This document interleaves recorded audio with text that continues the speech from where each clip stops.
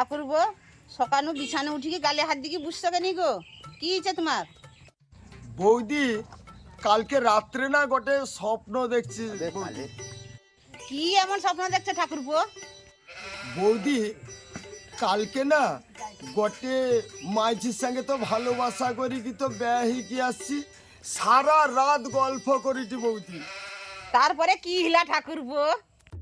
তারপর বৌদি ঘুম যখন ভাঙে বিশালু উঠি কি দেখি বৌদি গোটা মূর্তি কি ডুবে যাইছি গো বৌদি।